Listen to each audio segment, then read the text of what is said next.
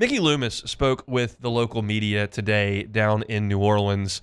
And he did so for a very, very long time, addressed a lot of different situations. Certainly the firing of Dennis Allen came up. Certainly the coaching search came up. And the future of the organization was something that he talked about a lot. And we're going to go through a lot of this sound because I think while not all of it not all of it inspires a ton of confidence, quite frankly, I think it's interesting to hear what he has to say. Obviously, he's not going to divulge everything that's going on. You're not going to get a ton of new, juicy information as they conduct a coaching search. They are doing a pretty good job publicly of letting you know who they're interviewing and when. But I thought that some of the answers were interesting. He gave an opening statement about this head coaching search that's now been going on for a week. Look, we're in the middle of this coaching search that's been consuming all of our time for the last week and a half or so, and I don't have a lot of comments on it. I'm not going to talk about any individual candidates. We're early in that process. We've had a few Zoom interviews, and we'll have a few more. But so one of the things that's a result of that is that we haven't spent a lot of time reflecting upon the last season. We haven't gone through our player evaluations yet. So I know you're going to have a lot of questions, some of which I can't really answer. So that's kind of, he set the stage. Going, all right, I'm not going to tell you everything, but we're taking our time with this and we're making it happen. But the question was about, like, okay, who's involved with this? Who's calling these shots? Look, we've got most of our football people in it. Michael Parrington, Jeff, myself, Kai, Dave Ziegler, and Randy are also involved. You know, they're former general managers. They have a lot of experience in our league, and so it's really that group of people that are going through the details and the process with me. And you understand who some of those names, like Kai Harley, I don't think is going to be super involved in picking the coach. He's the finances guy. He's the guy that makes those decisions there. You certainly got Dave Ireland, who's in charge of a lot of the drafting. But you've also, as he mentioned, got a couple of names that I thought were interesting. You're talking about Dave Ziegler, who's a personnel advisor that was hired to help with the draft in 2024. He's been He started his career as a scout with the Broncos. He's worked with the Patriots. He's been the GM of the Las Vegas Raiders. Like, he's involved. You've got Mueller as well is involved. And so the question is, like, what are those two guys doing, and how are they helping you, considering that they've had that job, they've been in that seat before? Look, they're talented, experienced people. You know, Dave was with New England for a good period of time, and then with the Raiders for a shorter period of time. He's got a lot of experience. Comes from a different line, I guess, is the right way to describe it, than the rest of us. Randy, you guys know that I've known him for a long, long time. He's had experience, and look, they're doing all kinds of things for us, and I really value their viewpoint. That's all about, like, what resources the Saints are putting into getting a new coach. But there's the second part of this is that there's a future of the franchise with that coach that involves a roster that, by my estimation, is one of the worst in the NFL in terms of talent level, cost, and age. You're old.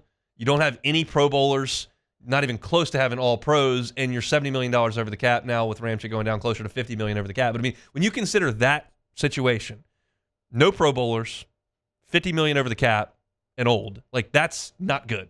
So the question was asked to Mickey Loomis, like, what do you think of the state of this roster moving into 2025? That's part of what we haven't done yet, is really look back and evaluate where we're at from a personnel standpoint. Obviously, this was a tough season, not what we expected. What jumps out is the amount of injuries, and we've got to do a deep dive into that. Are there things that are preventable? Are there things that we missed in the evaluation process, for example? So all that is work that needs to be done. Rebuild it means different things to different people. I think that you can turn around a season pretty quickly in the NFL. We've seen it with other teams, and there's a lot of good things on our roster, and there's some things that we need to adjust and fill in. Part of that is going to be the viewpoint and the vision that the new head coach has. I'm just not sure that I can get on board with there's a lot of really good things about our roster. I understand that Mickey Loomis cannot get to the podium and say, yeah, we're terrible. Like, we won 5 games, we got a bunch of guys on this team that can't play, and it's a disaster. Like, that's not realistic. I think it's what some fans would like to hear him say. You can't do that. But I'm curious how much truth is in that comment that I like a lot of things about our roster. then the question was, there's a follow-up. It's like, is there more change needed than you initially thought? I'm positive. I'm glass half full at all times. I see a lot of things. Even in a 5-12 season, I see a lot of things that were positive that we can build on. So I'm on the side of, man, this thing can go the other direction pretty quickly. I just don't know. I could try. I could try to come up with the big positives. You got a couple of young tackles that played okay. That's okay. You used the tight end pretty well late in the season. Foster Moreau and Juwan Johnson had some catches. Brian Brzee rushes the passer well. I don't know if he's a great run defender, but he can get back there and sack the quarterback from the interior, which is hard to find. I don't have a lot. You had a nice year for your field goal kicker. I thought that you had a pretty good year from Blake Grupe.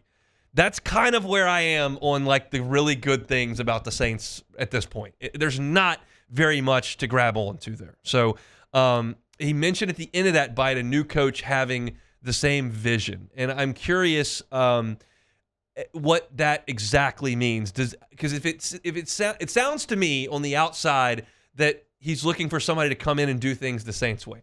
I want somebody to come in and shake up the way the Saints do things. And so the question was asked, does a new coach have to have the same vision that you have at the top of the organization?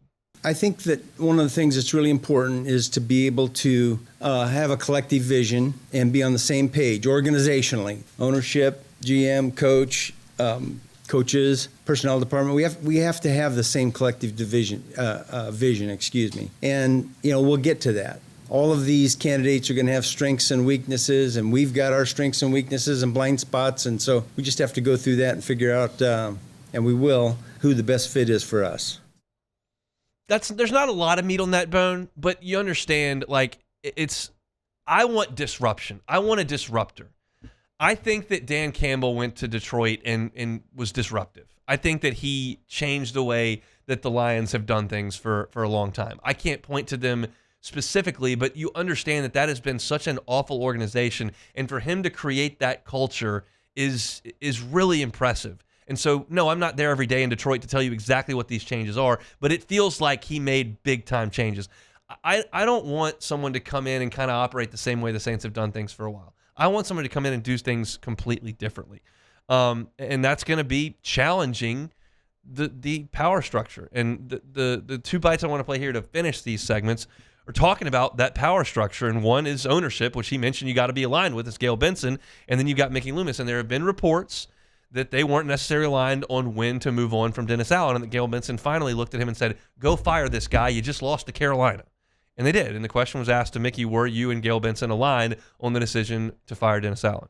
Yeah, I don't want to get into that other than, look, it was an organization decision, and I'm part of the organization. I think that answer tells you something. Now, I'm editorializing here, which you can do on a talk show, but I think it's evident there that no, because it would be easy to say, yes, we were aligned.